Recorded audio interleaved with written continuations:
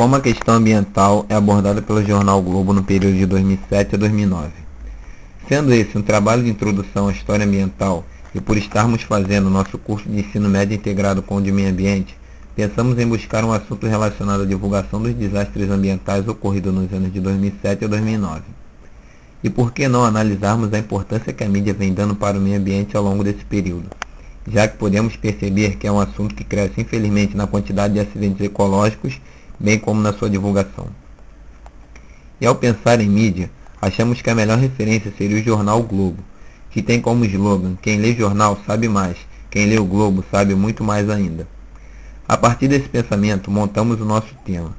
De acordo com os contextos históricos, vamos analisar a importância que o jornal o Globo dá para os impactos ambientais que vêm ocorrendo no Brasil no período de 2007 a 2009. Embora nosso trabalho se prenda ao momento histórico dos anos de 2007 a 2009, não podemos deixar de mencionar todos esses acidentes ambientais que terão projeção no futuro do nosso país, e essa é mais uma das razões do nosso interesse por esse tema. Nos dias atuais, mesmo existindo televisão, rádio e o próprio jornal, existem pessoas que simplesmente não conseguem entender a importância do meio ambiente em suas vidas, e cabe a nós mudarmos essa constatação. Nosso trabalho não se restringe a nenhum grupo social, já que o meio ambiente envolve e cerca a população brasileira como um todo. Por isso, é de fundamental importância para todos nós, sem qualquer tipo de distinção ou discriminação, a divulgação desses problemas pela imprensa para a nação. A história do jornal o Globo.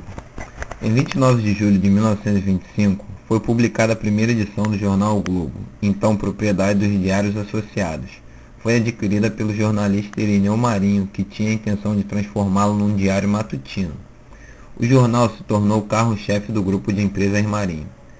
Após 21 dias da fundação do jornal, Irineu faleceu e deixou a empresa de herança para seu filho, Roberto Marinho, que trabalhava como repórter e secretário particular do pai. Roberto, porém, deixou a empresa na direção de Euclides de Matos, amigo de confiança de seu pai.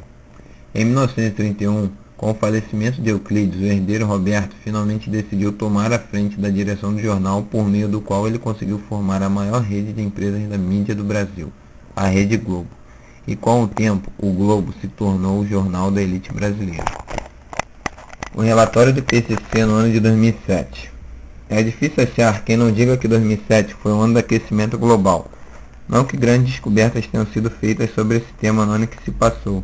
Muito pelo contrário. Aliás, tudo que se ouviu sobre o assunto já era sabido havia anos pelos especialistas. Mas desta feita, uma coisa realmente mudou. As pessoas começaram a prestar atenção e levar isso a sério. Desde o momento em que o presidente americano George W. Bush declarou guerra ao Protocolo de Kyoto em 2001, nunca tal mudança climática ficou tanto em evidência.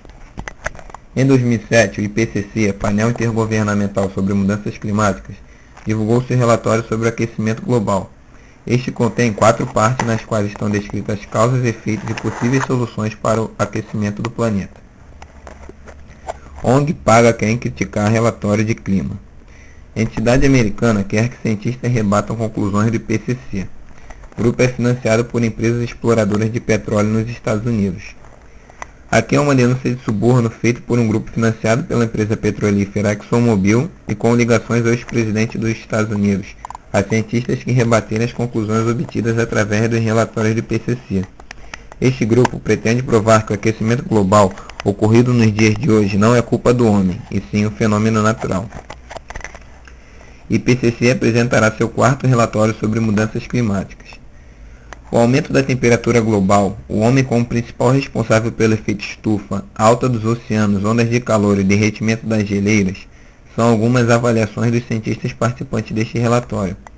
A mudança de inúmeros sistemas naturais, a intensificação das secas, a extinção de várias espécies vegetais e animais, enfermidades, inundações e tempestades, são alguns impactos provocados pelo aquecimento e que são descritos neste relatório. Frear aquecimento global e evitar caos climático é possível, diz relatório da ONU. Há tecnologia e dinheiro para limitar o aquecimento, mas é preciso agir imediatamente. A adoção de biocombustíveis e fontes de energia renováveis são alternativas. Para a ONU, mudança climática só não será vencida se faltar vontade. Relatório de Desenvolvimento Humano diz que o mundo tem dinheiro para resolver o problema. Não fazer nada seria falha moral sem paralelo na história. foco dado pelo RDH, Relatório de Desenvolvimento Humano, a questão ambiental e seu impacto na população mais pobre a curto prazo e na humanidade toda a longo prazo. Este relatório defende a ação rápida da ONU para interromper o aquecimento. Relata que quem sofrerá mais são os países menos desenvolvidos por não terem defesa aos impactos deste aquecimento, e que os países mais desenvolvidos devem liderar a luta contra as mudanças climáticas. A derrota só poderá ter o status de falha moral, pois é possível reverter esse quadro, porém é preciso um senso de urgência. Denúncia de manipulação da mudança climática. Um grupo de cientistas acusou o relatório do IPCC de utilizar dados antigos sobre a emissão de gás carbônico, e que o mesmo não é tão prejudicial à natureza. Ao contrário, é essencial na fotossíntese. Os cientistas atribuíram a redução da emissão de gás carbônico aconselhado no relatório ao retardamento da prosperidade futura. Desde a elaboração do relatório até os dias atuais, muitas coisas ocorreram, como a denúncia de manipulação de dados sobre a Amazônia e o esclarecimento de um erro sobre o prazo de vida das geleiras. Novas previsões também foram feitas devido à intensificação do aquecimento e baseado neste relatório e suas previsões, foi feita a COP15, neste ano, para retificar os acordos estabelecidos no protocolo de Kyoto a fim de diminuir o aquecimento. Porém, esta reunião foi abaixo das expectativas dos críticos e da sociedade, deixando o maior problema da humanidade atualmente sem solução ou uma possível resposta. A demissão de Marina Silva do Ministério do Meio Ambiente no ano de 2008. Segundo publicações do jornal O Globo no ano de 2008, o ponto alto que fez Marina, atual candidata à presidência da República, abdicar do cargo de ministra do Meio Ambiente foram as pressões sofridas por ela em uma reunião no Palácio do Planalto, onde era discutido sobre as medidas Arco Verde, proposta da ex-ministra, e o Plano Amazônia Sustentável. Nessa reunião, as propostas de Marina foram consideradas atraso para a economia do país. Além disso, segundo a reportagem de Miriam Leitão, o dia em que Lula rifou Marina Silva, o que realmente causou a indignação da ex-ministra foi o presidente não a ter deixado de frente do Plano Amazônia Sustentável para escolher Mangabeira Unger. A indignação da ex-ministra por Lula tê-la deixado de lado após 30 anos de companheirismo e pela frequente rejeição dos colegas de partido levaram Marina a abdicar do cargo de ministra do Meio Ambiente e ainda mais, a abrir mão de suas alianças com o Partido dos Trabalhadores.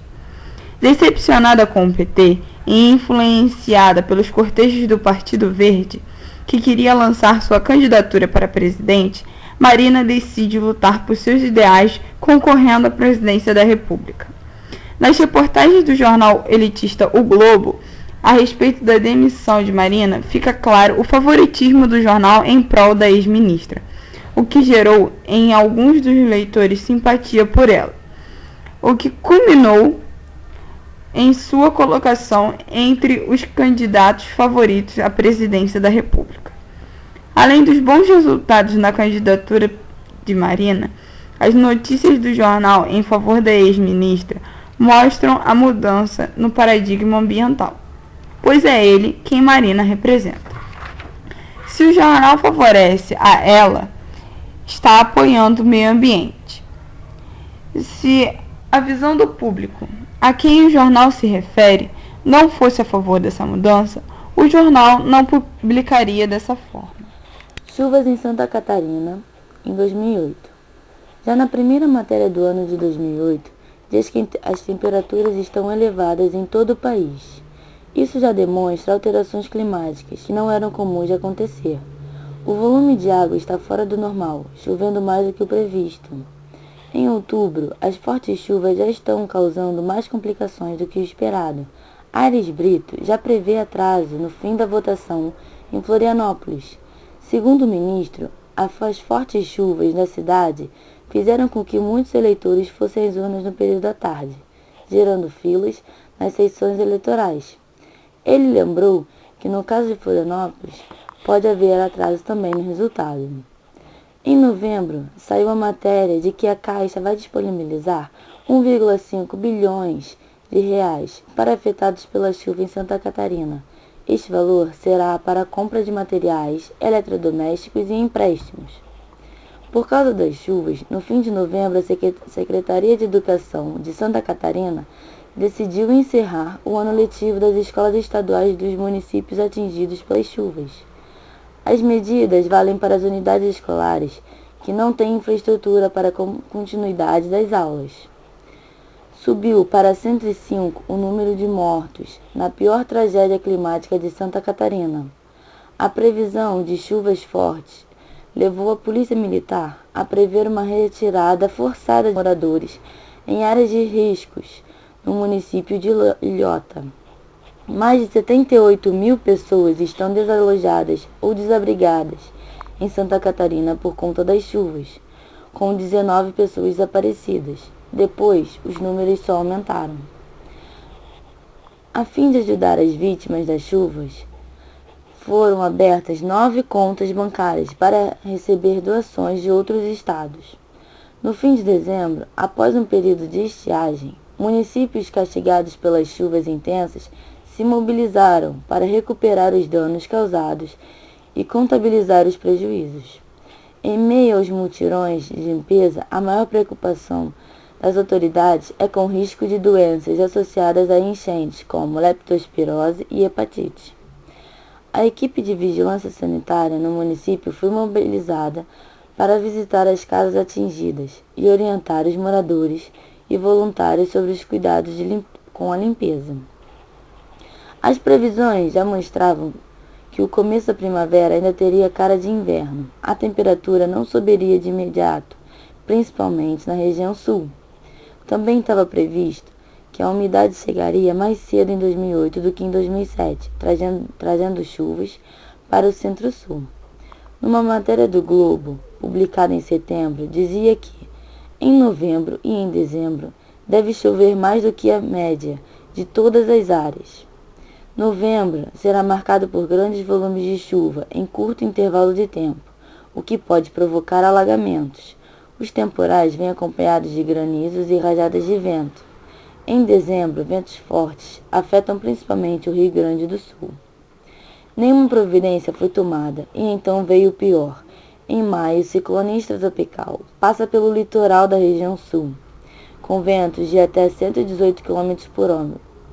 O fenômeno provoca alagamentos e deslizamentos, deixando 2 mortos e 25 mil desabrigados. Em novembro, enchentes no estado de Santa Catarina deixaram pelo menos 131 mortos e 22 desaparecidos, em uma tragédia climática sem precedentes na história do país. Extrações de petróleo no pré-sal. Segundo reportagens publicadas no site do jornal O Globo, o presidente não pôde participar da primeira extração de petróleo no campo de Tupi, na Bacia de Santos, no dia 1º de maio de 2009, por questões de segurança vistas condições climáticas. A plataforma foi batizada com o nome de São Vicente, nome da primeira cidade brasileira. Ao contrário do divulgado pelo governo na inauguração dos poços do pré-sal no Espírito Santo e em Santos, a real autossuficiência do Brasil com relação ao petróleo, que estava prometida para 2010, quando as extrações do pré-sal fossem mais intensas, não ocorrerá de fato, pois o Brasil aumentou a produção, mas também aumentou o consumo. Além disso, o maquinário brasileiro é para petróleo fino, sendo que o petróleo do Brasil é grosso. Assim, seguem as importações. O jornal O Globo vem acompanhando o desenvolvimento das extrações do pré-sal e publicou em 6 de outubro de 2010 que está aberta a licitação para fornecimento de 28 sondas, onde 7 destas são propriedade da Petrobras, e as outras deveriam ser fornecidas por empresas brasileiras. Mas não é o que está acontecendo, visto que 12 das 21 licitações que deveriam ser entregues a empresas nacionais já foram concedidas a corporações estrangeiras, com a justificativa de que as brasileiras não teriam como cumprir os prazos estipulados pela Petrobras. Através de análise das publicações do jornal o Globo sobre o pré-sal, observa-se a importância de discutir sobre essa questão, pois encontramos nessas publicações divergências políticas a respeito desse tema. O marketing a respeito da descoberta das enormes jazidas de petróleo abaixo da camada de sal culminou em maior ascensão popularista do presidente Lula, possibilitando eleger o candidato que lhe interessasse e valorizando extraordinariamente as ações da Petrobras.